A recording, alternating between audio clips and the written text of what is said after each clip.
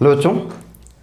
तो आज का जो हमारा सेशन है वो बहुत ही इम्पॉर्टेंट होने वाला है, क्योंकि आज के सेशन में हम लोग सारी नेमिंग रिएक्शन के बारे में डिस्कस करेंगे। ठीक है, ऑर्गेनिक केमिस्ट्री की सभी नेमिंग रिएक्शन जो कि आपके बोर्ड एग्ज़ाम के लिए बहुत ही ज़्यादा ज़रूरी हैं, उनको आप ध्यान से समझ लीजिए। ठीक है, नेमिंग रिएक्शन डायरेक्ट आपके एग्जाम में आ जाता है, लॉन्ग में भी आ जाता है। जैसे दे देगा निम्न पर संक्षिप्त टिप्पणी कीजिए। जैसे लॉन्ग का ये क्वेश्चन अगर हम आपको दिखाएं तो जैसे ये ना, निम्नलिखित पर संक्षिप्त टिप्पणी कीजिए, 5 नंबर का आ जाएगा। 5 आपको नेमिंग रिएक्शन दी रहेगी, इन सब के बारे में आपको एक्सप्लेन करना रहेगा, है ना।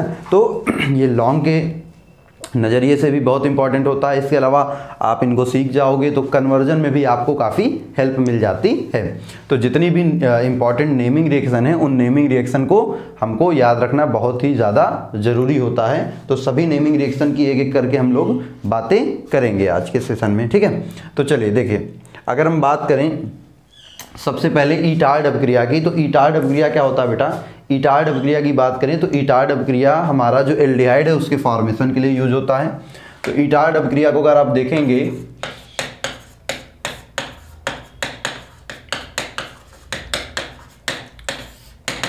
ईटार्ड अपक्रिया में आप क्या लेते हैं, इसमें बेटा हम लोग जो है ध्यान दीजिएगा, तो इसमें हम लोग टॉलुइन को ऑक्सीकृत कराते हैं, किससे, क्रोमिल क्लोराइड से। तो पहले इसका ध्यान दीजिएगा। इस अभिक्रिया में टॉलुइन को क्रोमिल क्लोराइड से ऑक्सीकृत कराने पर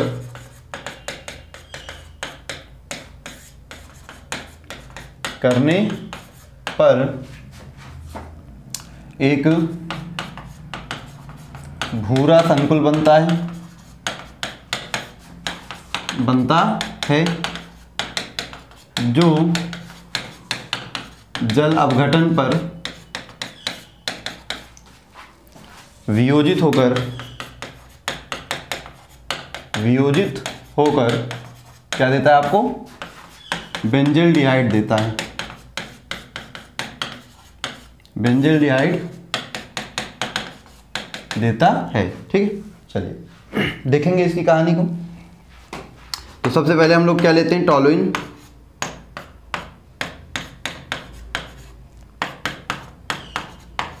ये हमारे पास टॉलुइन है। क्रोमिल क्लोराइड लेंगे, CrO2 Cl2, अध्रुवीय विलायक रहेगा हमारा CH2। ठीक है, कार्बन डाइसल्फाइड। तो यहाँ पे पहले एक क्रोमियम कॉम्प्लेक्स बनेगा,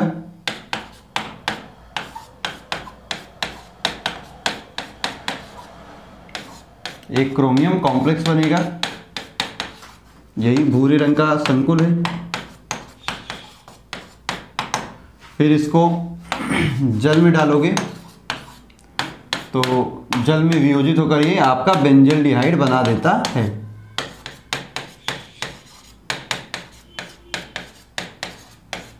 ये आपका क्या हो गया, बेंजल्डिहाइड।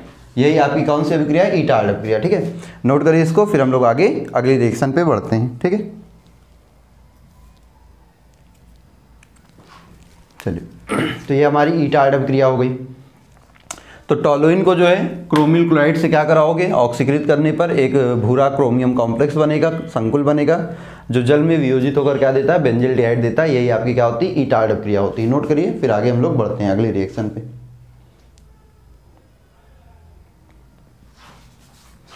चलिए अगला रिएक्शन देखा जाए। अगली जो नेमिंग रिएक्शन थी वो क्या है बेटा, अगला आपसे कह रहा है रोजनमुंड अभिक्रिया। चलिए, तो रोजनमुंड अभिक्रिया जो है एक प्रकार की अपचयन अभिक्रिया है, तो इसे हम रोजनमुंड अपचयन के नाम से भी जानते हैं। तो इसमें होता क्या है, अम्ल हैलाइड का अपचयन पैलेडियम व बेरियम सल्फेट की उपस्थिति में कराने पर एल्डिहाइड प्राप्त होते हैं। यही आपकी रोजनमुंड अपक्रिया है।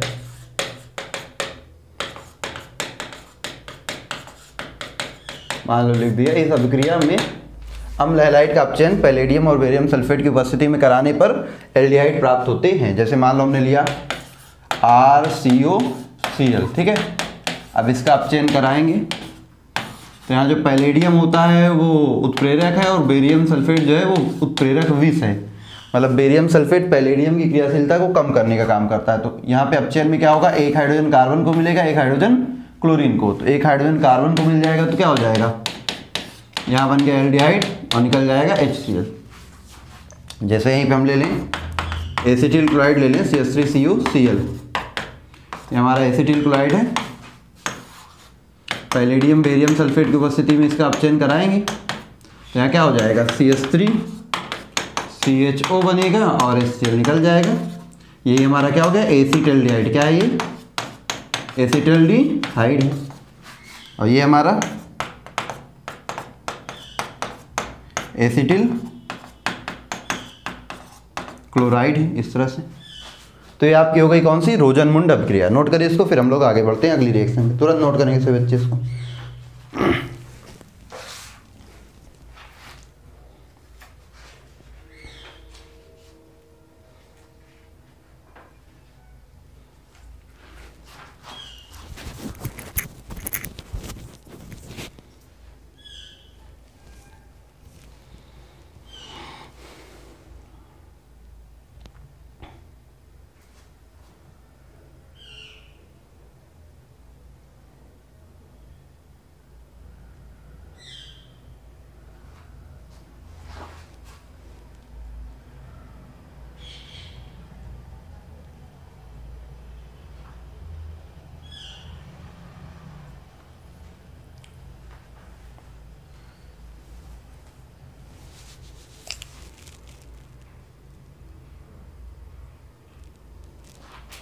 हो गया बेटा, चलिए अगला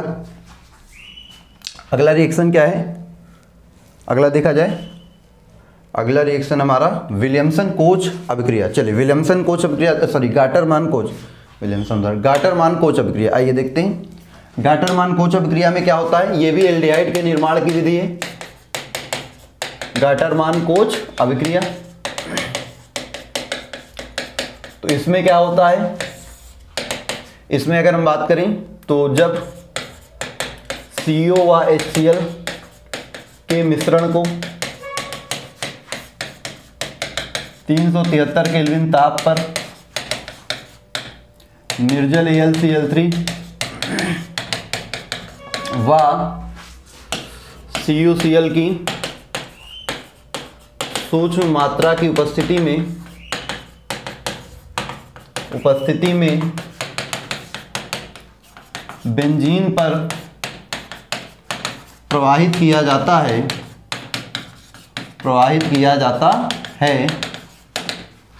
तो बेंजल्डिहाइड प्राप्त होती है। क्या प्राप्त होती है बेटा, बेंजल्डिहाइड प्राप्त होती है। इस अभिक्रिया को हम क्या बोलते हैं, इसे ही बोलते हैं गाटरमान कोच अभिक्रिया। इसे क्या बोला जाता है, गाटरमान कोच अभिक्रिया बोला जाता है। चलिए एग्जाम्पल जैसे आप देखेंगे, हमारे पास ये बेंजीन है। अब इस बेंजीन पे CO और HCl को प्रवाहित करना है। निर्जल AlCl3 होगा और कुछ मात्रा CuCl की होगी, ठीक है, और 373 केल्विन ताप पर। तो यहाँ पे क्या होगा, यहाँ पे जो उत्पाद बनेगा, उत्पाद क्या बनेगा, बेंजल्डिहाइड। क्या बनेगा, बेंजल्डिहाइड, और HCl निकल जाएगी। इस अभिक्रिया को क्या बोलते हैं, गाटरमान कोच अभिक्रिया। क्या बोलते हैं बेटा, गाटरमान कोच अभिक्रिया कहते हैं, या इसी को गाटरमान कोच एल्डिहाइड संश्लेषण अभिक्रिया के नाम से भी जाना जाता है। ठीक है, चलिए नेक्स्ट। तो देखो रिएक्शन को देखकर लैंग्वेज लिखना आप सीख जाएंगे। अगर आपको रिएक्शन याद है तो आप लैंग्वेज लिख लेंगे, इसको तो अपने आप लिख लेंगे, इसको याद करने की जरूरत नहीं है, आप केवल रिएक्शन को समझ लीजिए।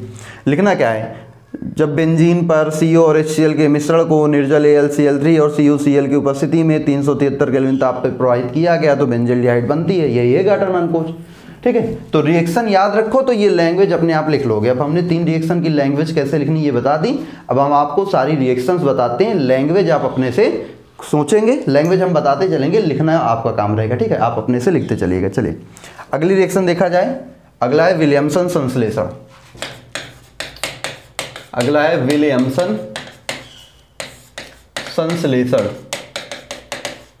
तो विलियमसन संश्लेषण की बात की जाए तो ध्यान दीजिएगा, विलियमसन संश्लेषण में क्या होता है, इसमें सिंपल सा, जब एक एल्किल हैलाइड की अभिक्रिया या जब किसी एल्किल हैलाइड की अभिक्रिया सोडियम एल्कोक्साइड से कराई जाती है तो वहाँ पे ईथर बनते हैं। इस अभिक्रिया को ही विलियमसन संश्लेषण कहते हैं। लैंग्वेज में लिख दीजिएगा, जब एल्किल हैलाइड की अभिक्रिया सोडियम एल्कोक्साइड से कराई जाती है तो यहाँ पे क्या होता है, NaX निकल जाता है और क्या बनता है, ईथर बन जाता है। क्या बन जाता है, ईथर बन जाता है। तो किसी एल्किल हैलाइड की अभिक्रिया सोडियम एल्कोक्साइड से, नाम सबका लिख दीजिए, एल्किल हैलाइड की अभिक्रिया सोडियम एल्कोक्साइड से कराने पर, सोडियम एल्कोक्साइड से कराने पर ईथर प्राप्त होते हैं। इस अभिक्रिया को ही विलियमसन संश्लेषण अभिक्रिया कहते हैं। जैसे मान लीजिए यहाँ CH3Cl ले लिया आपने, यहाँ NaOCH3 ले लिया, इसका नाम क्या है, ये आपका हो गया मेथिल क्लोराइड और ये आपका हो गया सोडियम मेथॉक्साइड, सोडियम मेथॉक्साइड। यहाँ से क्या हो जाएगा, CH3OCH3 प्लस NaCl, ये क्या बन जाएगा, डाई मेथिल ईथर। क्या बन जाएगा, डाई मेथिल ईथर। तो जब भी हम क्या करते हैं बेटा, जब भी एल्किल हैलाइड की अभिक्रिया सोडियम एल्कोक्साइड से कराएंगे तो यहाँ पे क्या होता है, ईथर बनता है। इस अभिक्रिया को ही विलियमसन संश्लेषण अभिक्रिया कहते हैं। नोट करिए इसको, फिर आगे बढ़ते हैं तुरंत।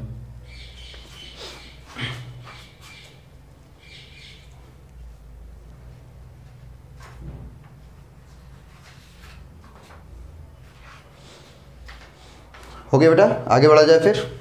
चलिए, तो विलियमसन भी बिल्कुल सिंपल सी है। लैंग्वेज जैसे कि आपको हमने बताया कि लैंग्वेज कैसे लिखा जाता है, तो लैंग्वेज आप वैसे लिख लेंगे, ठीक है। चलिए अगली रिएक्शन देखते हैं। अगली रिएक्शन कह रहा है कैनी-जारो अभिक्रिया। तो कैनी-जारो अभिक्रिया बहुत आसान है और बहुत इंपॉर्टेंट भी है, बहुत आसान भी है और बहुत इंपॉर्टेंट भी है।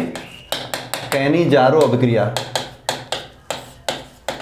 और इसका PDF, ये जो हम सारी रिएक्शन लिख रहे हैं ना, इसका PDF हम अपने टेलीग्राम चैनल पे भेज देंगे। लिंक आपको टेलीग्राम चैनल का नीचे मिल जाएगा, उसी पे आपको ये पूरी PDF मिल जाएगी, ठीक है। चलिए कैनी-जारो अभिक्रिया की अगर हम बात करें तो कैनी-जारो अभिक्रिया में क्या होता है, ध्यान दीजिएगा, जब हम 2 मोल ऐसे एल्डिहाइड जिनके पास अल्फा हाइड्रोजन नहीं होता है, सबसे पहले तो ये ध्यान रखिएगा कैनी-जारो अभिक्रिया कौन देगा, ऐसे एल्डिहाइड जिनके पास अल्फा हाइड्रोजन नहीं होता है। तो वे एल्डिहाइड जिनके पास अल्फा हाइड्रोजन नहीं होता है, जब उनके 2 अणुओं का संघनन सांद्र NaOH की उपस्थिति में, और कितने परसेंट, 50% सांद्रता वाले, ठीक है। तो 50% सांद्र NaOH की उपस्थिति में कराते हैं तो एल्डिहाइड का एक अणु अपचयित होकर एल्कोहल बनाता है और दूसरा अणु ऑक्सीकृत होकर कार्बोक्सिलिक अम्ल का लवण बनाता है। जैसे देखो, इसके हम 2 अणु लेंगे, ठीक है, इसके 2 अणु लेंगे और NaOH हमारा कितना होगा, लगभग 50% सांद्रता का। तो क्या हो जाएगा यहाँ पे, अब यहाँ पे इसका एक अणु देखो, एक कार्बन का एल्डिहाइड है, अपचयित होगा तो एक कार्बन का ही एल्कोहल बनेगा, और एक कार्बन का एल्डिहाइड है तो ऑक्सीकृत होगा तो एक कार्बन का ही कार्बोक्सिलिक भी फॉर्म हो जाएगा और कार्बोक्सिलिक का सॉल्ट फॉर्म होगा। तो सिंपल सी कहानी यही है कि जब हम क्या करते हैं बेटा, जब हम अल्फा हाइड्रोजन विहीन, मतलब ऐसे एल्डिहाइड जिनके पास अल्फा हाइड्रोजन नहीं होता है, का संघनन सांद्र NaOH की उपस्थिति में कराते हैं तो इसका एक अणु अपचयित होकर एल्कोहल बनाता है तथा दूसरा अणु ऑक्सीकृत होकर कार्बोक्सिलिक अम्ल का लवण बनाता है। इस अभिक्रिया को ही कैनी-जारो अभिक्रिया कहते हैं और ये अभिक्रिया very very very important reaction है, ठीक है, इसको याद रखिएगा। चलिए नोट करिए इसको, फिर आगे तुरंत बढ़ते हैं।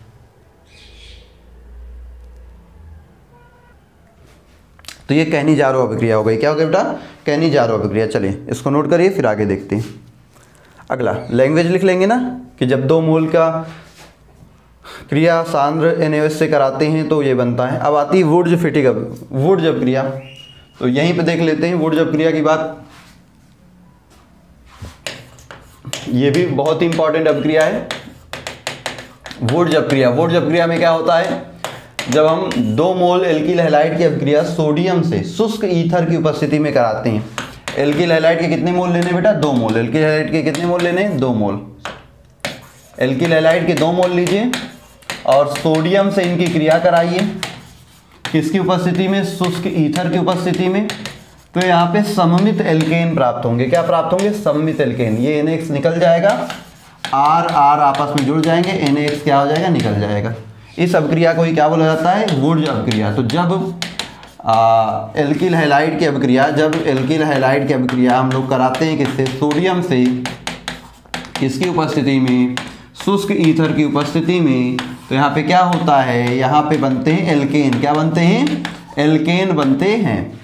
ठीक है, 2NaBr निकल जाएगा, CH3 जुड़ जाएगा, 2NaBr बाहर हो गया।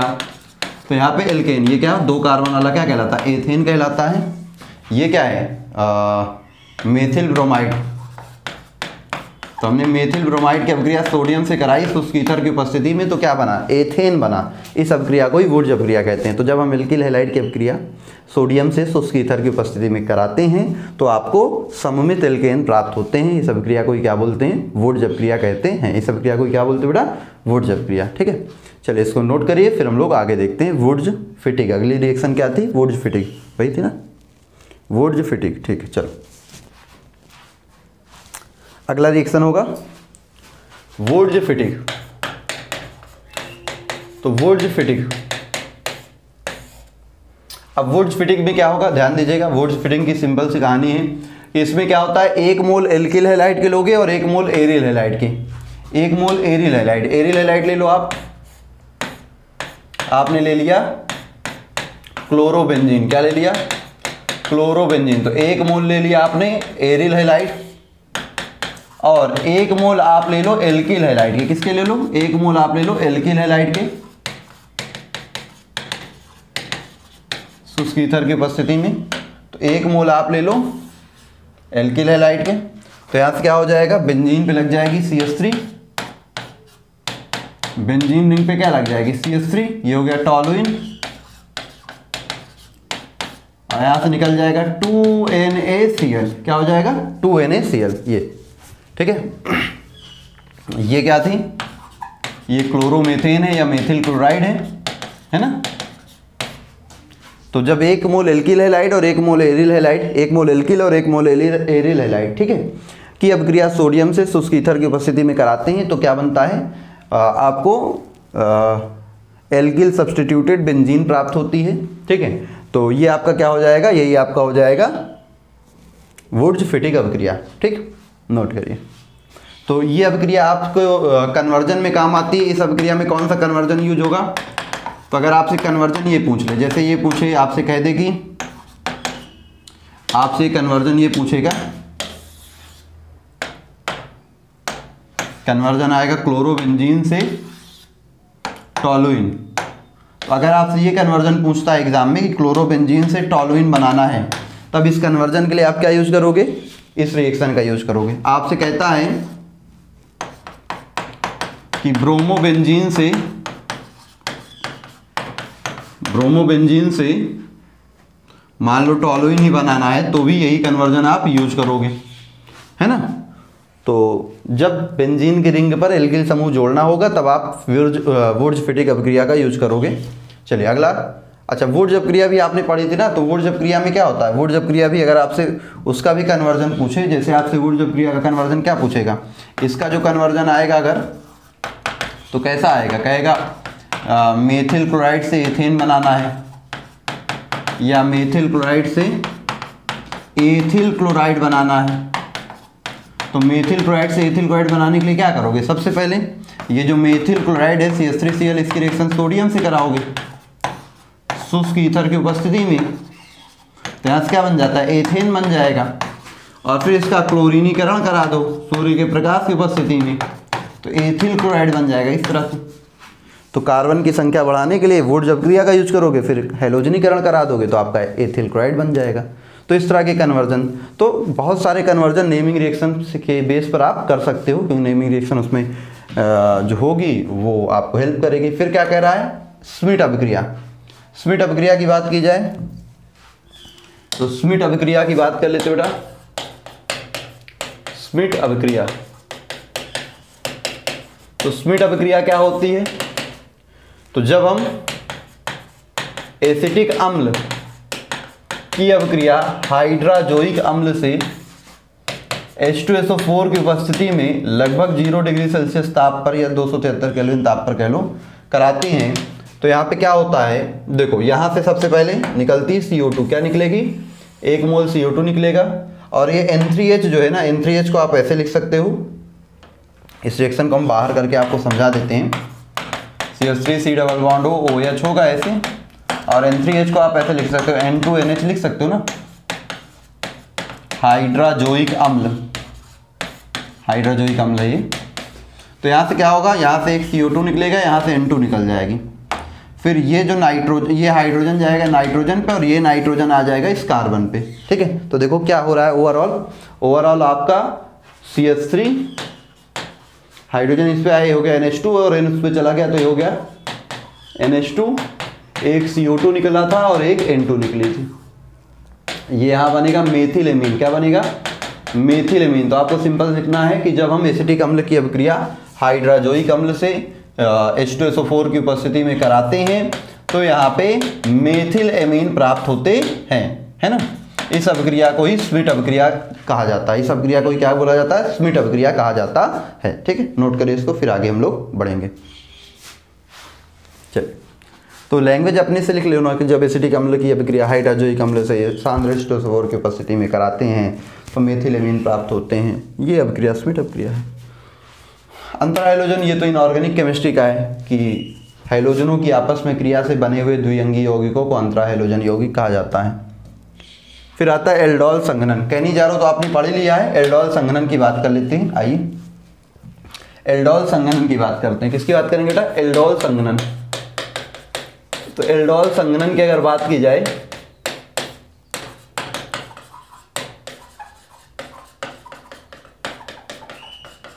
एल्डोल कंडेंसेशन, चलिए, तो ये वही एल्डिहाइड या कीटोन देंगे जिनके पास अल्फा हाइड्रोजन होगा। तो ऐसे एल्डिहाइड या कीटोन जिनके पास अल्फा हाइड्रोजन उपस्थित होते हैं, उनके दो अणु आपस में संघनन करके, ठीक है, आपस में संघनन करके क्या करते हैं, एल्डोल बनाते हैं। क्या करते हैं बेटा, एल्डोल उत्पाद बनाते हैं, ठीक है। जैसे हम अगर यहाँ लेते हैं, एक हमने एल्डिहाइड ले लिया CH3CHO और दूसरा एल्डिहाइड अणु भी ले लिया CH3CHO का, ठीक है। तो दो एल्डिहाइड अणु हमने लिए। अब ये दोनों के पास अल्फा हाइड्रोजन है, क्या है, इनके पास अल्फा हाइड्रोजन है। देखो क्रियात्मक समूह से जुड़ा हुआ कार्बन अल्फा कार्बन के पास 3 हाइड्रोजन, ठीक है। तो अब क्या होगा, जिनके पास अल्फा हाइड्रोजन होगा ऐसे एल्डिहाइड आपस में संघनन करेंगे, ये हाइड्रोजन जाएगा इस ऑक्सीजन पे, तो यहाँ से एक पाई बॉन्ड टूट जाएगा, एक पाई बॉन्ड टूटेगा तो यहाँ कार्बन की संयोजकता खाली होगी, तो ये कार्बन जाके जुड़ जाएगा इससे। तो कुल मिला के प्रोडक्ट क्या बनेगा, ध्यान दो, CH3CH, भाई ये CH ही है। अब इस O पे H आ गया तो क्या हो जाएगा OH, फिर ये वाला CH2 जाके इस C से जुड़ जाएगा, ये हो जाएगा CH2 और यहाँ आगे CHO। ये क्या है, अल्फा कार्बन बीटा कार्बन, तो इसे हम बोलते हैं बीटा हाइड्रोक्सी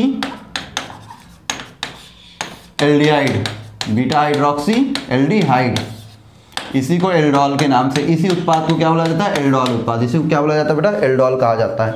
यही उत्पाद हमारा जो है, यही हमारा क्या है, एल्डोल है। यही क्या है बेटा, एल्डोल है। नोट करिए इसको, फिर आगे हम लोग बढ़ते हैं। यही हमारा क्या है, एल्डोल है, ठीक है। हाँ, अच्छा, ये किसकी उपस्थिति में होगी, तो बेटा ये आपकी जो है क्षार की उपस्थिति में होगी या तो फिर अम्ल की उपस्थिति में। कैसा होना चाहिए, तनु होना चाहिए, तनु क्षार या तनु अम्ल की उपस्थिति में हो जाएगी, ठीक है। तनु क्षार या तनु अम्ल की उपस्थिति में ये रिएक्शन आपकी हो जाएगी।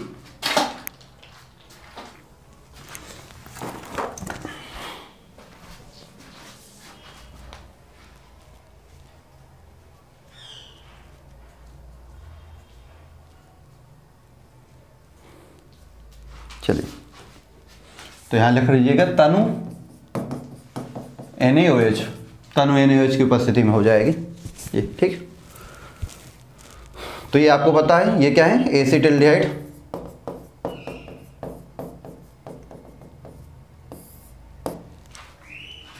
बस हो गया, नोट कर लीजिए इसको।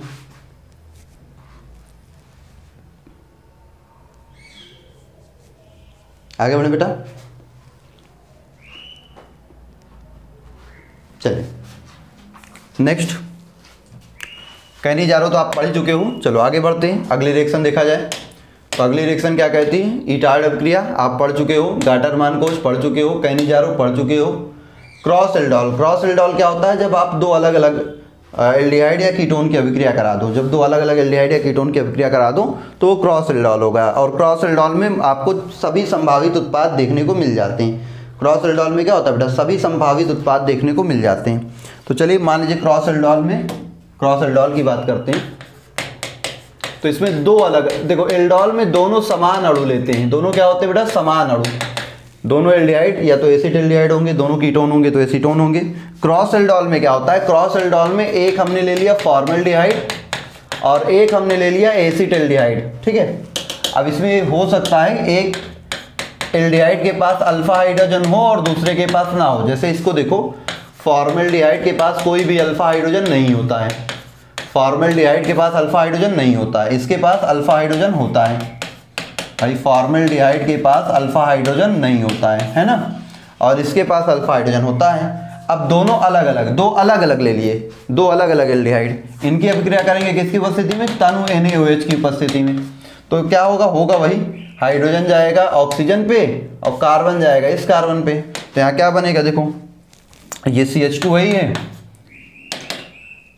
ये CH2 है, इस CH2 पे क्या लग जाएगा OH, और फिर ये वाला CH2 और फिर ये CHO, यही आपका हो गया उत्पाद क्रॉस एल्डोल का। तो क्रॉस एल्डोल में क्या होता है, दो अलग अलग अणु होंगे, एल्डोल में दोनों अणु समान होते हैं, क्रॉस एल्डोल में दोनों अलग अलग अणु होते हैं, ठीक है, ये कहानी है। अच्छा, जरूरी नहीं कि एल्डिहाइड एल्डिहाइड ही हो, ये एल्डिहाइड कीटोन से भी कर सकता है। ये फॉर्मल्डिहाइड जो है ना, ये कीटोन के पास भी चला जाएगा और उत्पाद बना लेगा, C+O CH3, मान लिया तनु NaOH है, तो इसमें एक एल्डिहाइड एक कीटोन से भी संघनन कर लेगा, एक एल्डिहाइड एक कीटोन से भी संघनन करेगा, OH CH2 C+O CH3, ये देखो, तो एक एल्डिहाइड से भी कर लिया, ये हमारा क्या है एसीटोन। तो एक एल्डिहाइड दूसरे एल्डिहाइड अणु से भी कर सकता है और एक कीटोन दूसरे कीटोन अणु से भी कर सकता है। नाम दोनों का लिख देना, इसका नाम, तो इसका नाम हो जाएगा 4 हाइड्रोक्सी और प्रोपेनल, इसका नाम हो जाएगा 1 2 3 4, 4 पे हाइड्रोक्सी, ब्यूटेन, 2 पे लगा है ओन, बस ठीक। चलिए, तो ये क्रॉस एल्डोल, क्रॉस एल्डोल में दो अलग अलग अणु, दो अलग अलग एल्डिहाइड या कीटोन के अणुओं को आपस में क्या करते हैं, हम संघनन कराते हैं, ये क्रॉस एल्डोल हो गया। चलिए अगला देखते हैं।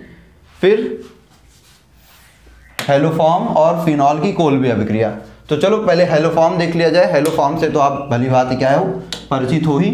तो हेलोफॉर्म अभिक्रिया में क्या होता है, हेलोफॉर्म अभिक्रिया की भी कंडीशन है, ध्यान रखिएगा।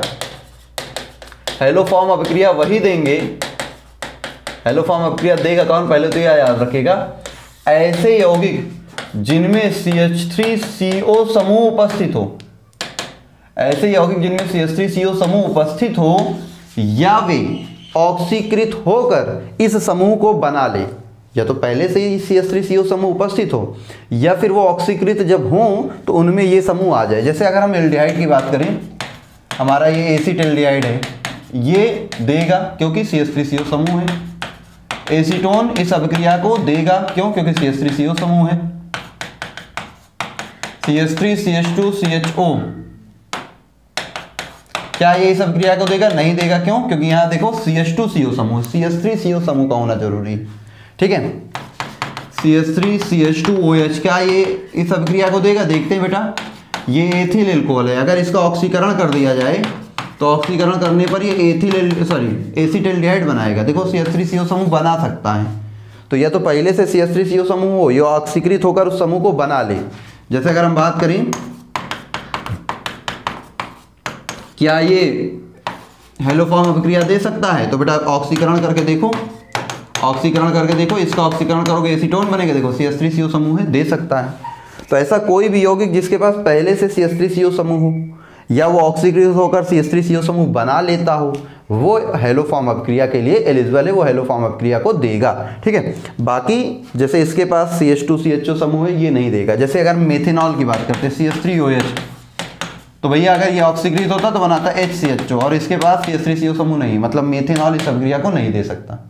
प्रोपेनॉल इस अभिक्रिया को नहीं दे सकता, प्रोपेनॉल का ऑक्सीकरण होगा तो ये बनेगा, तो प्रोपेनॉल इस अभिक्रिया को नहीं दे सकता। ठीक है, तो ऐसे एल्डिहाइड, ऐसे यौगिक जिनके पास या तो CH3CO समूह पहले से ही हो, या फिर वो ऑक्सीकरण करके इस समूह को उत्पन्न कर सकें, CH3CO समूह बना सकें, वही हमारे हेलो फॉर्म अभिक्रिया को दे सकते हैं। अब हेलो फॉर्म अभिक्रिया है क्या? मान लीजिए हमने ले लिया CH3CHO, तो हम लेंगे 3 हैलोजन के अणु और 4 बेस के अणु। तो यहाँ होता क्या है, यहाँ पे आपको मिलेगा एक हेलो फॉर्म मतलब CHX3। अब एक कार्बन यूज हो चुका, तो एक कार्बन ऑक्सीकृत होकर बनाएगा HCOONA, क्या बनाएगा HCOONA, और 3 हैलोजन 3 Na बचता है, तो हो जाएगा 3NaX। तो देखो ये जो है ये बन गया आपका हेलो फॉर्म। अब हेलो फॉर्म मतलब क्लोरीन होगा तो क्लोरोफॉर्म, ब्रोमीन होगा तो ब्रोमोफॉर्म, आयोडीन होगा तो आयोडोफॉर्म, एसिटाल्डिहाइड। ठीक, तो ये हेलो फॉर्म अभिक्रिया है। इसमें अगर कीटोन को अगर अभिक्रिया कराते हो तो क्या होगा, कीटोन की अभिक्रिया कराओगे तो देखो, कीटोन की कराओगे तो यहाँ भी CHX3 एक बनेगा, CHX3, दूसरा जो अणु ये बनेगा वो बन जाएगा सोडियम एसीटेट, बाकी सब सेम रहेगा NaX। तो ये हेलो फॉर्म अभिक्रिया है, ये क्या है बेटा, हेलो फॉर्म अभिक्रिया। ठीक है, तो जब CH3CO समूह युक्त यौगिक की अभिक्रिया हैलोजन से NaOH की उपस्थिति में कराते हैं तो इस अभिक्रिया में हेलो फॉर्म यौगिक प्राप्त होते हैं, इसे ही हम हेलो फॉर्म अभिक्रिया कहते हैं। इसे हम क्या बोलते हैं बेटा, हेलो फॉर्म अभिक्रिया कहते हैं। ठीक है, चलिए नोट करिए इसको, फिर आगे बढ़ते हैं। तुरंत नोट करेंगे इसको।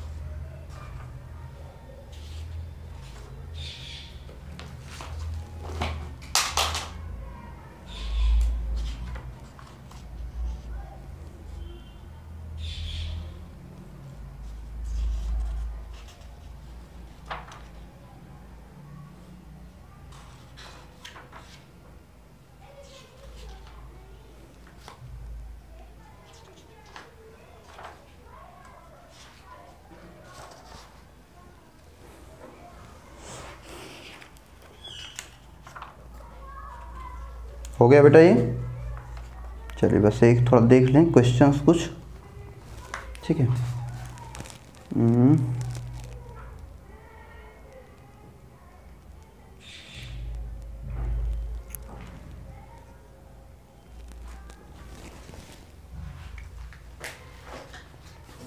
चलिए तो आइए अब देखते हैं अगली रिएक्शन क्या है अपने पास।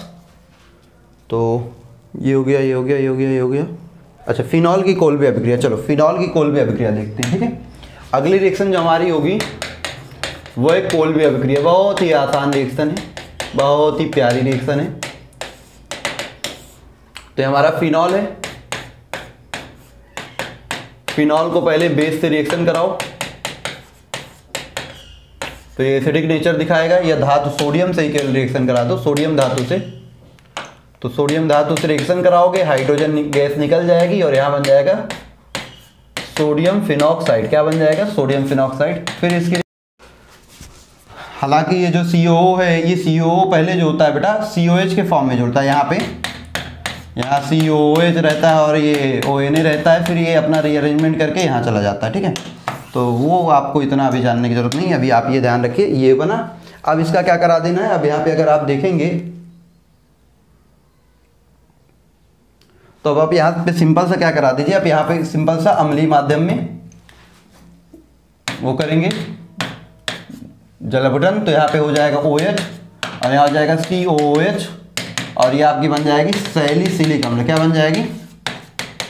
सैलिसिलिक अम्ल बन जाएगा। क्या बन जाएगा बेटा? सैलिसिलिक अम्ल। ये आपका सैलिसिलिक अम्ल बन जाएगा। ठीक है, ये आपका है। तो ये आपका था फिनॉल, ये आपका है सोडियम फिनॉक्साइड, सोडियम फिनॉक्साइड। ठीक है, बाकी वो आपका कंपाउंड। ठीक, और ये था आपका salicylate, sodium salicylate, sodium salicylate. तो ये है आपकी कोल्बे अभिक्रिया। ये क्या है? कोल्बे अभिक्रिया। नोट करिए, फिर आगे बढ़ते हैं। तो ये आपकी क्या है बेटा? कोल्बे अभिक्रिया है। ठीक है, नोट कर लीजिए इसको। चलिए फिर आगे बढ़ा जाए। चलिए, तो अगला देखेंगे। अगला आपके सामने रिएक्शन ये है, कार्बिल-एमीन अभिक्रिया है। स्वीट आप पढ़ चुके हो, कार्बिल-एमीन और हाफमैन तो पढ़ाते हैं। चलिए कार्बिल-एमीन की बात करते हैं। कार्बिल-एमीन अभिक्रिया को आइसोसाइनेट परीक्षण के नाम से भी जाना जाता है। तो कार्बिल-एमीन अभिक्रिया में क्या होता है, ध्यान दीजिएगा। जब हम किसी प्राथमिक एमीन की अभिक्रिया क्लोरोफॉर्म और क्षार की उपस्थिति में, क्लोरोफॉर्म से क्षार या एल्कली क्षार की उपस्थिति में कराते हैं, तो यहाँ पे आइसोसाइनाइड प्राप्त होते हैं। क्या प्राप्त होते हैं बेटा? आइसोसाइनाइड प्राप्त होते हैं। इस अभिक्रिया को ही हम बोलते हैं कार्बिल-एमीन अभिक्रिया। क्या बोलते हैं? कार्बिल-एमीन अभिक्रिया। किसी भी प्राथमिक एमीन की रिएक्शन आप कराएंगे किससे? क्लोरोफॉर्म से एल्कली क्षार की उपस्थिति में, तो यहाँ पे क्या हो जाता है, यहाँ पे आपको प्राथमिक एमीन देखने को, आइसोसाइनाइड देखने को मिलेगा। 3 KCl मिलेंगे और 2 जल के अणु मिलेंगे। ये तो आपका मान लीजिए फेनिल आइसोसाइनाइड बन गया।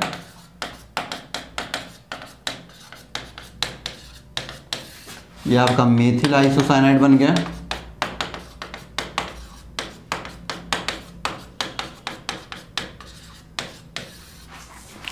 ये आपका मेथिल एमीन था जो कि 1 डिग्री एमीन होता है।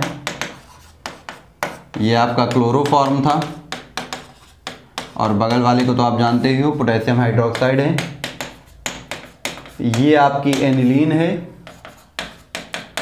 ये आपकी क्लोरोफॉर्म है, इस तरह से। ठीक है, चलिए, तो कार्बिल-एमीन अभिक्रिया की बात हो गई है। तो जब प्राथमिक एमीन की अभिक्रिया क्लोरोफॉर्म से क्षार की उपस्थिति में कराते हैं तो यहाँ पे आइसोसाइनाइड बनते हैं। इस अभिक्रिया को ही कार्बिल-एमीन अभिक्रिया कहते हैं। ठीक है, चलिए नोट कर लीजिए इसको, फिर आगे बढ़ेंगे। फिर क्या आती बेटा हमारे पास? हॉफमैन ब्रोमामाइड अभिक्रिया। नोट करिए इसको, फिर हॉफमैन ब्रोमामाइड पे चलते हैं। ठीक है, नोट करिए जल्दी, तुरंत।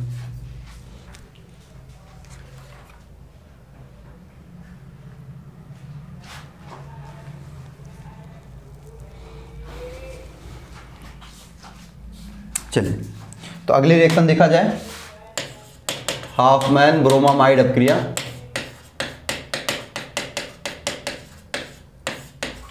तो इस अभिक्रिया में होता क्या है, इसमें हम लोग एमाइड लेते हैं। ठीक है, इसमें हम लोग एसिड एमाइड लेते हैं।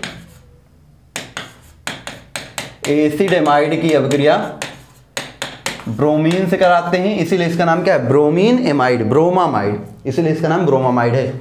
तो ब्रोमीन से कराते हैं, वही एल्कली क्षार की उपस्थिति में। तो यहाँ पे प्राथमिक एमीन प्राप्त होते हैं। क्या होते हैं? प्राथमिक एमीन। तो ये एमीन के निर्माण की प्रयोगशाला विधि भी है, ध्यान रखिएगा। यही अभिक्रिया एमीन के निर्माण की प्रयोगशाला विधि भी है। तो अगर आपसे क्वेश्चन में कहता है कि एमीन के निर्माण की प्रयोगशाला विधि लिखिए, तो आपको इसी अभिक्रिया को लिखना होगा। ठीक है, K2CO3 बनता है, 2 KBr बनेगा और 2 ही जल के अणु बाहर निकलेंगे। तो ये होता है। ठीक है, तो जब आप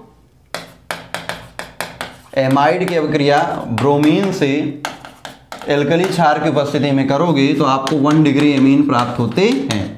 इस अभिक्रिया को ही हॉफमैन ब्रोमामाइड अभिक्रिया कहा जाता है। मान लो हमने लिया यहाँ CH3CO NH2 लिया था और CONH2 की रिएक्शन ब्रोमीन से कराई 4KOH की उपस्थिति में, तो यहाँ पे क्या बन जाएगा, प्राथमिक एमीन मतलब CH3NH2 बन जाएगा, पोटेशियम कार्बोनेट निकल जाएगा, पोटेशियम ब्रोमाइड निकल जाएगा और 2 जल के अणु भी साथ में बनेंगे। तो जब हम अम्ल एमाइड मतलब एसिड एमाइड की अभिक्रिया, ठीक है, या एमाइड की अभिक्रिया, जब हम एमाइड की अभिक्रिया किससे कराएंगे बेटा, ब्रोमीन से कराएंगे क्षार की उपस्थिति में, तो यहाँ पे क्या होगा, आपको प्राथमिक एमीन देखने को मिलता है। यही आपकी हॉफमैन ब्रोमामाइड अभिक्रिया है और यही आपकी, इसी अभिक्रिया को हम लोग और भी किस नाम से जानते हैं, इसी अभिक्रिया को हम लोग बेटा एमीन के निर्माण की प्रयोगशाला विधि भी कहते हैं। ठीक है, तो अगर एमीन के निर्माण की प्रयोगशाला विधि का समीकरण पूछेगा तो भी आप इस समीकरण को ही बताओगे। ठीक, चलिए अगला क्वेश्चन। तो ये दोनों तो हो गया, अगली रिएक्शन देखी जाए। अगली रिएक्शन जो आपके पास है वो है आयोडोफॉर्म अभिक्रिया। तो बेटा आयोडोफॉर्म अभिक्रिया वही हेलोफॉर्म वाली है, हेलोफॉर्म अभिक्रिया ही आयोडोफॉर्म है। अब उसमें क्या करना है, यहाँ पे CH3COH ये है, जहाँ पे आपने हेलोजन लिया था वहाँ आयोडीन ले लीजिएगा। क्या ले लीजिएगा, वहाँ पे आप आयोडीन ले लीजिएगा। तो यहाँ पे क्या हो जाएगा, यहाँ पे बन जाएगा CHI3 आयोडोफॉर्म बनेगा, जो कि पीले रंग का होता है आयोडोफॉर्म, और 3NaI निकलेगा और HCONA एक मॉलिक्यूल निकलेगा। यही आपकी आयोडोफॉर्म है। तो वही हेलोफॉर्म वाली अभिक्रिया में X2 की जगह I2 ले लेना, वही आयोडोफॉर्म अभिक्रिया हो जाएगी।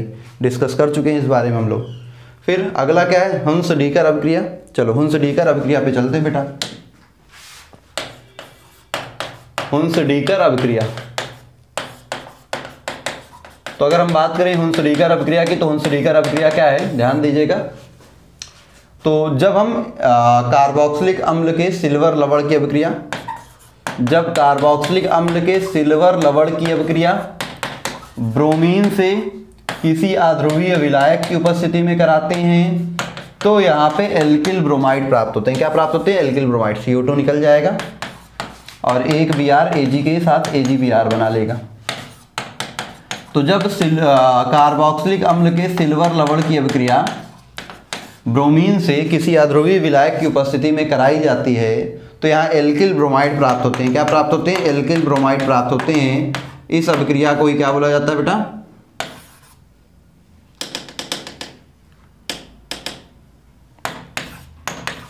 इस अभिक्रिया को ही बोला जाता है बोरोडीन हुंस-डीकर या केवल हुंस-डीकर आप कह दीजिए। तो यहाँ पे क्या होगा, CO2 निकल जाएगी, CH3 के पास एक Br आ जाएगा, CO2 निकलेगा, AgBr बन जाएगा। तो ये एल्किल ब्रोमाइड बनाने की विशेष विधि होती है। ठीक है, इस विधि में केवल और केवल ब्रोमाइड ही बनते हैं।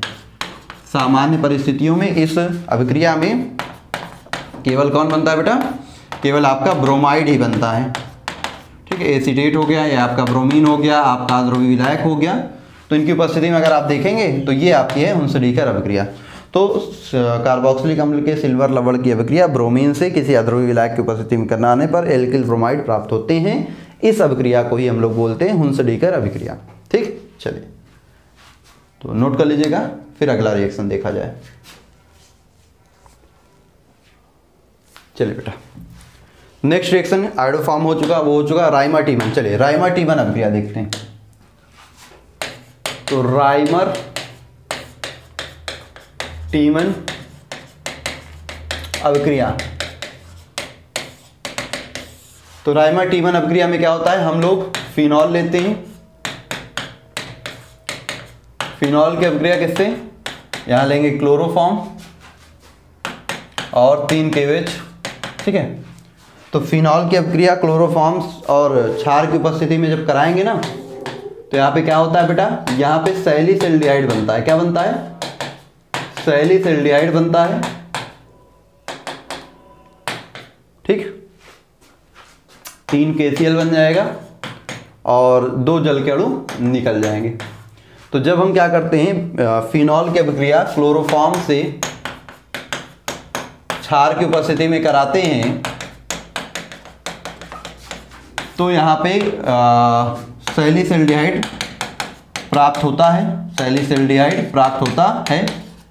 इस अभिक्रिया को ही हम क्या बोलते हैं बेटा, इस अभिक्रिया को ही राइमर टीमन अभिक्रिया कहते हैं। या फिर अगर हम क्लोरोफॉर्म की जगह कार्बन टेट्राक्लोराइड, जिसको हम पायरीन के नाम से भी जानते हैं, कार्बन टेट्राक्लोराइड ले लें और यहाँ KOH ही ले लें, तो यहाँ क्या बनता है, तो यहाँ बन जाएगा सैलिसिलिक अम्ल। क्या बन जाएगा बेटा, सैलिसिलिक अम्ल। यहाँ आ जाता है COOH, 4 KCl निकलेगा और इस बार 3H2, 3 जल के अणु निकल जाएंगे। ये क्या बन जाएगा, सैलिसिलिक अम्ल। क्या बन जाएगा बेटा, सैलिसिलिक अम्ल। ये आपका हो गया सैलिसिलिक अम्ल। ठीक है,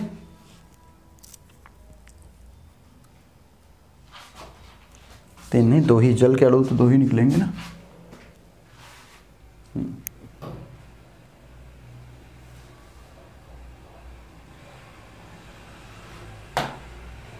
ठीक है, तो जब हम क्या होता है, चाहे फिनॉल की अभिक्रिया क्लोरोफॉर्म से कराएंगे तो सैलिसिल्डिहाइड बनेगा, और कार्बन टेट्राक्लोराइड से करा देंगे तो सैलिसिलिक अम्ल बनेगा।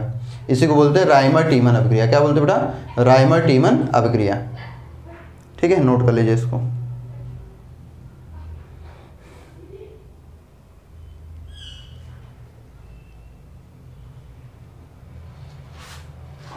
आगे बढ़े, चलिए अगला क्या है, सेडजेफ नियम। सेडजेफ नियम तो जानते ही हो, अल्फा बीटा विलोपन अभिक्रिया में हाइड्रोजन उस बीटा कार्बन से निकलता है जिसके पास हाइड्रोजन परमाणुओं की संख्या कम होती है। ठीक है, ये सेडजेफ नियम है विलोपन से संबंधित। युग्मन अभिक्रिया, कपलिंग रिएक्शन। कपलिंग रिएक्शन आपको पता है बेटा, कपलिंग रिएक्शन में आप समानता देखते हो तो रंजक बनते हैं। जब भी आप कपलिंग रिएक्शन की बात करते हो तो कपलिंग रिएक्शन में क्या बनते हैं, रंजक बनते हैं। और आपने ये नाइट्रोजन वाले चैप्टर में पढ़ रखा है। कपलिंग रिएक्शन की अगर हम बात करें तो आइए देखते हैं। जैसे मान लीजिए कपलिंग युग्मन रिएक्शन, युग्मन अभिक्रिया, कपलिंग रिएक्शन। तो युग्मन अभिक्रिया, तो युग्मन अभिक्रिया किसके द्वारा दर्शाई जाती है, आपका ये हो गया बेंजीन डाइजोनियम क्लोराइड। इसकी अभिक्रिया चलिए फिनॉल से करा देते हैं। किससे करा देते हैं, फिनॉल से। तो यहाँ पे क्या हो जाएगा, यहाँ पे HCl निकल जाएगा।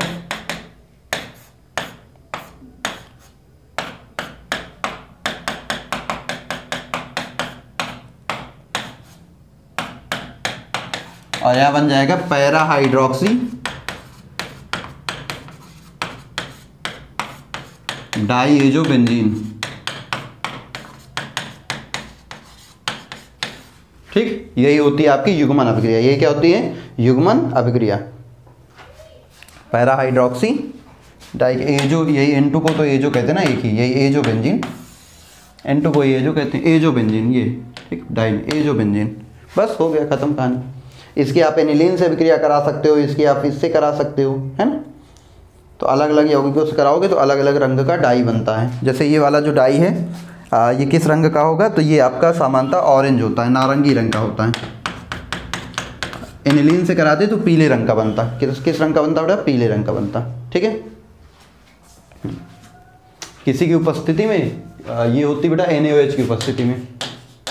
टेम्परेचर वही 0 से 5 डिग्री सेल्सियस होना चाहिए, क्योंकि 5 डिग्री सेल्सियस से ज़्यादा पर फिर ये एग्जिस्ट नहीं करेगा ना, स्टेबल नहीं रहेगा, इसलिए नोट कर लीजिए इसको। चलिए अगला रिएक्शन ये हो गया, फिर अगला देखते हैं बेटा।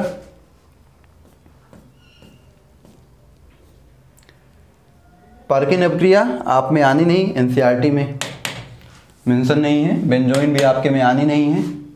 मॉलिस परीक्षण आपने कार्बोहाइड्रेट वाले में पढ़ा है, ग्लूकोज के लिए। ठीक है, हम लोग सैंडमायर अभिक्रिया की बात करते हैं। ठीक, जो नेम रिएक्शन उनकी बात करते हैं। अभी इनके लिए हम लाएंगे सेशन आपके लिए फिर एक। ठीक है, जो परीक्षण वाला है ना, परीक्षण वाला एक और सेशन करेंगे, जैसे अलग अलग यौगिक परीक्षण वाला, उसके लिए एक वीडियो और आपको भी मिल जाएगी शाम तक। ठीक है, तो उसको अलग से वीडियो में पढ़ लेंगे। अभिक्रिया अभी नेमिंग की बात करते हैं, तो पर्किन बेंजोइन आपके में आना नहीं है, इसलिए उसके लिए परेशान मत होइएगा। आप देखिए सैंडमायर डाइएजोटीकरण, ये दोनों। चलिए सैंडमायर अभिक्रिया की बात कर लेते हैं। सैंडमायर अभिक्रिया,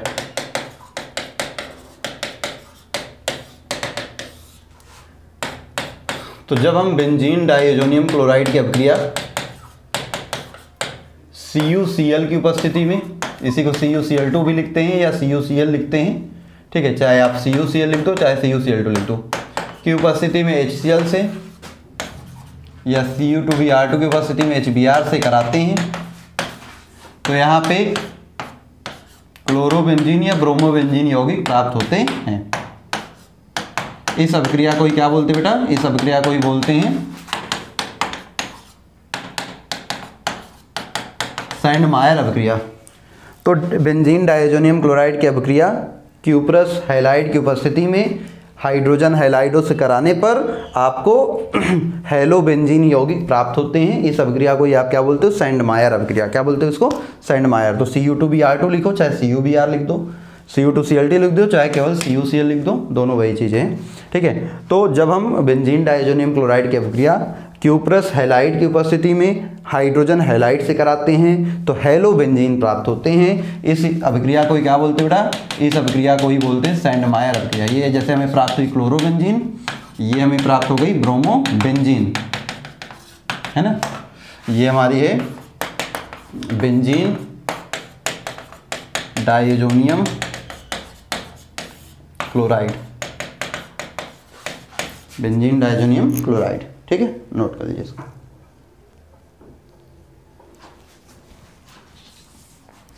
चलिए, तो ये हो गई सैंडमायर अभिक्रिया की बात। अगला क्या था?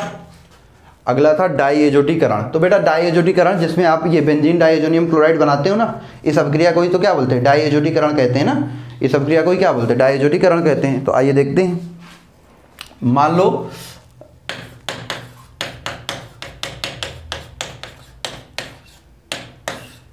अगर हम डाइएजोटाइजेशन की बात करते हैं, किसकी बात करते हैं बेटा? डाइएजोटाइजेशन की बात करते हैं। तो डाइएजोटाइजेशन अभिक्रिया में होगा क्या? देखो, हमने ले लिया एनिलीन, इसकी रिएक्शन HNO2 से HCl की उपस्थिति में वही 0 से 5 डिग्री सेल्सियस के बीच कराएंगे। तो देखो यहाँ पे क्या बनती है? यहाँ पे बनती है बेंजीन डाइएजोनियम क्लोराइड N2+Cl-, मतलब डाइएजोनियम यौगिक बनते हैं और यहाँ निकल जाता है 2H2O। ये आपका हो गया बेंजीन डाइएजोनियम क्लोराइड।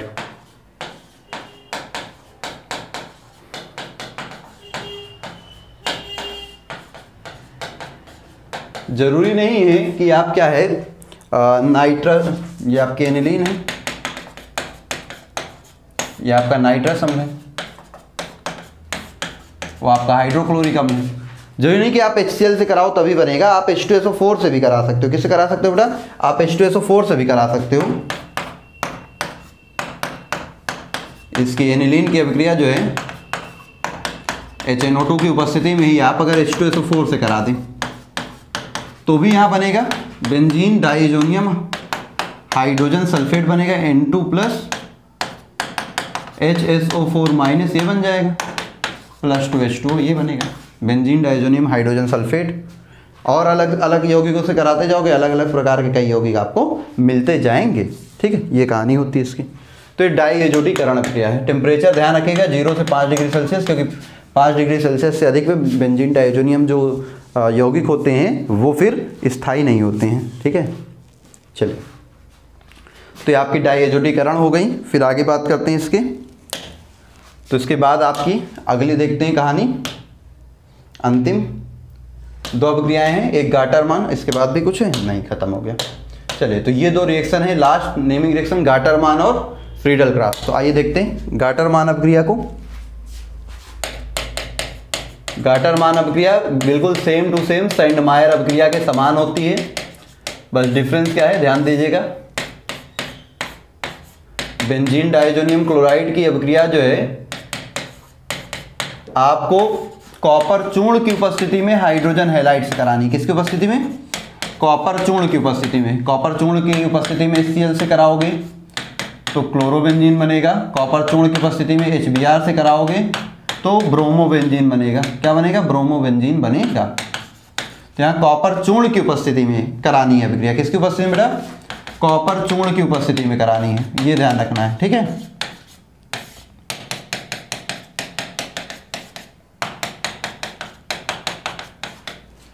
तो जब आप बेंजीन डाइज़ोनियम क्लोराइड की अभिक्रिया कॉपर चूर्ण की उपस्थिति में, किसकी उपस्थिति में, कॉपर चूर्ण की उपस्थिति में कराते हो, किससे, हाइड्रोजन हैलाइड से, तो वहाँ पर आपको हेलोबेंजीन देखने को मिलते हैं। तो वहाँ पे आपको हेलोबेंजीन देखने को मिलते हैं। इस अभिक्रिया को ही हम गाटरमान अभिक्रिया कहते हैं। बस हो गया, गाटरमान अभिक्रिया। ठीक, नोट कर लीजिए इसको, फिर आगे देखते हैं।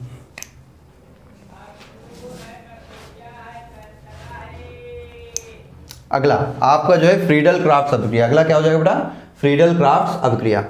तो आइए देखते हैं फ्रीडल क्राफ्ट्स अभिक्रिया। तो फ्रीडल क्राफ्ट्स अभिक्रिया में दो तरह की होती हैं, एक एल्किलीकरण, एक एसिलीकरण।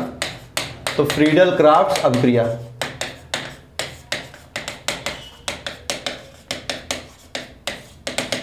तो सबसे पहले हम देख लेते हैं फ्रीडल क्राफ्ट एल्किलीकरण अभिक्रिया, क्योंकि जैसा कि हमने बताया ये दो तरह की होती है, एल्किलीकरण भी होती है और एसिलीकरण।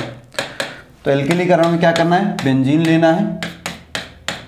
अच्छा, क्वेश्चन में मेंशन नहीं है ना कि किसके लिए करना है, तो आप बेंजीन के लिए कर दो।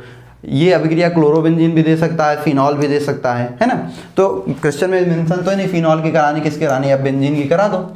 बेंजीन की क्रिया CH3Cl से कराओगे, किसकी उपस्थिति में, निर्जल AlCl3 की उपस्थिति में। तो यहाँ पे क्या हो जाएगा, जो CH3 ग्रुप है ना वो बेंजीन के ऊपर जाकर चिपक जाएगा और यहाँ से HCl निकलेगा, ये बन जाएगी टॉलुइन। क्या बन जाएगी, टॉलुइन। तो यही क्या होती है, यही होती है आपकी फ्रीडल क्राफ्ट्स अभिक्रिया। एल्किलीकरण क्यों कहा, क्योंकि बेंजीन पर एल्किल समूह जुड़ रहा है। ठीक है, फिर आप देखोगे दूसरा होता है इसका एसिलीकरण। क्या होता है, एसिलीकरण। एसिलीकरण में एसिल समूह जुड़ता है। तो आप बेंजीन ले लो, इसकी अभिक्रिया करा दो अम्ल हैलाइड COCH3Cl, एसिटिल क्लोराइड से करा दो, एसिटिल क्लोराइड से करा दो। किससे करा दो, एसिटिल क्लोराइड से। यहाँ किससे कराया था, मेथिल क्लोराइड से कराया था, तो यहाँ एसिटिल क्लोराइड से करा रहे हैं। किसकी अभिक्रिया, बेंजीन की अभिक्रिया। तो क्या हो रहा है यहाँ पे, किसकी उपस्थिति में, उपस्थिति वही रहेगी निर्जल AlCl3 की। तो क्या हो जाएगा, इस बार यहाँ पे जो ग्रुप जुड़ेगा वो जुड़ेगा COCH3। क्या जुड़ेगा बेटा, COCH3 निकलेगा वही HCl, और बनने वाले यौगिक का नाम होगा एसीटोफिनोन। क्या नाम होगा, एसीटोफिनोन। बस हो गया। तो जब हम बेंजीन की अभिक्रिया एल्किल क्लोराइड से, किसी एल्किल हैलाइड से निर्जल एल्यूमिनियम क्लोराइड की उपस्थिति में करते हैं तो बेंजीन का एल्किल व्युत्पन्न प्राप्त होता है। इस अभिक्रिया को क्या बोलते हैं बेटा, एल्किलीकरण। और जब हम बेंजीन की अभिक्रिया किसी अम्ल हैलाइड से निर्जल एल्यूमिनियम क्लोराइड की उपस्थिति में कराते हैं तो बेंजीन के एसिल व्युत्पन्न प्राप्त होते हैं। इस अभिक्रिया को एसिलीकरण कहते हैं। तो ये आपकी फ्रीडल क्राफ्ट अभिक्रिया यहाँ से हो जाती है समाप्त। ठीक है, अब कहीं कहीं रिएक्शन में यहाँ Cl दिया रहेगा, तो Cl दिया रहेगा तो Cl लगा देना। मतलब मान लो यहाँ Cl दिया है, Cl दिया है तो यहाँ Cl लगा देना, ऑर्थो पोजीशन पे जोड़ देना। यहाँ Cl लगा है तो वहाँ Cl लगा देना, OH लगा है तो यहाँ OH लगा देना। बस यही करना होता है। ठीक है, तो कोई समूह लगा होगा तो उसकी उपस्थिति में ये एल्किल या एसिल समूह कहाँ जुड़ेंगे, या तो ऑर्थो पे या तो पैरा पे, पैरा मेजर ऑर्थो माइनर, यही होता है। ठीक, चलिए नोट कर लीजिए इसको। फ्रीडल क्राफ्ट्स अभिक्रिया। ठीक है, तो यहाँ से आपकी सारी नेमिंग रिएक्शन जो इंपॉर्टेंट थी वो हो जाती खत्म। और कुछ नेमिंग रिएक्शन बची है, जैसे कोनांट फिंकलस्टीन हो गई, आपके पहले चैप्टर से डार्जन अभिक्रिया हो गई, मतलब हेलोइल्केन हेलोइरिन में डार्जन अभिक्रिया हो गई, कोनांट फिंकलस्टीन अभिक्रिया हो गई, इनको आप पढ़ लीजिएगा, है ना। स्वार्ट्ज अभिक्रिया हो गई। कुछ और हम नेमिंग रिएक्शन बता दे रहे हैं जिनको आप पढ़ लीजिएगा। ठीक, जो शायद यहाँ पे रह गई हो उनके बारे में बता देते हैं। जैसे आप डार्जन अभिक्रिया के बारे में पढ़ लीजिएगा, डार्जन अभिक्रिया एक बार पढ़ लीजिएगा। ठीक है, फिर उसके बाद आप कोनांट फिंकलस्टीन पढ़ लीजिएगा, ये कन्वर्जन में बहुत हेल्पफुल होंगी। कोनांट फिंकलस्टीन रिएक्शन पढ़ लेंगे। इसके अलावा आप जो है स्वार्ट्ज अभिक्रिया पढ़ लेंगे, स्वार्ट्ज अभिक्रिया पढ़ लेंगे, है ना। ये हो गया। फिर आपने फिनॉल में तो सारी पढ़ ही ली है, कोई रिएक्शन बचती है, राइमाटिन वगैरह सब हो ही गई है, फिनॉल में कुछ बचा नहीं। और फ्रीडल क्राफ्ट आपने पढ़ ही लिया है, नाइट्रीकरण वगैरह पढ़ लीजिएगा। ठीक है, आप नाइट्रीकरण अभिक्रियाओं को पढ़ लीजिएगा, किसकी, हेलोइरिन की भी और फिनॉल की भी, नाइट्रीकरण, सल्फोनीकरण, है ना। इसके अलावा आप जो है हेलोजनीकरण, इन सभी अभिक्रियाओं को भी एक बार बढ़िया से पढ़ लीजिएगा। ठीक, हो गया कहानी। कपलिंग रिएक्शन आपने पढ़ी ली, ईटार्ड पढ़ी ली, ठीक है। और विकार्बोक्सिलीकरण अभिक्रिया भी एक होती है, उसके बारे में आपको पता होगा, विकार्बोक्सिलीकरण अभिक्रिया, है ना। आपने किस में पढ़ा होगा, कार्बोक्सिलिक अम्ल में। तो विकार्बोक्सिलीकरण के बारे में भी एक बार पढ़ लीजिएगा। बाकी कैनिजारो वगैरह आपने पढ़ी ली। क्लीमेंसन अपचयन आपने पढ़ा होगा, क्लीमेंसन अपचयन पढ़ लीजिएगा। बस ये कुछ और रिएक्शन है जिनके बारे में आप जानते रहिए थोड़ा थोड़ा, तो आपके लिए बेहतर रहेगा। ठीक है, नोट कर लीजिए इनको, फिर हम लोग आगे बढ़ते हैं। बाकी आपने फिटिक वगैरह पढ़ ली, फिंकलस्टीन पढ़ ली, फ्रीडलक्राफ्ट पढ़ ली। और एनसीईआरटी में एक और इम्पॉर्टेंट रिएक्शन थी, वो आप हमने मेंशन नहीं किया, गैब्रियल थैलीमाइड। ये भी काफ़ी इम्पॉर्टेंट रिएक्शन है, गैब्रियल थैलीमाइड अभिक्रिया। तो गैब्रियल थैलीमाइड अभिक्रिया भी ये इम्पॉर्टेंट है, इसको आप जरूर पढ़ लेंगे। ठीक है, इम्पॉर्टेंट है, इसको आप जरूर पढ़ लेंगे। गैब्रियल थैलीमाइड अभिक्रिया आप जरूर से पढ़ लीजिएगा। ठीक, आसान है, इसमें कुछ बहुत ज़्यादा खास है नहीं, कहो तो बता दें इसको, है ना। ये पढ़ लेना और बस HVZ पढ़ लेना, बस इतनी रिएक्शन आप पढ़ लीजिए। एक HVZ,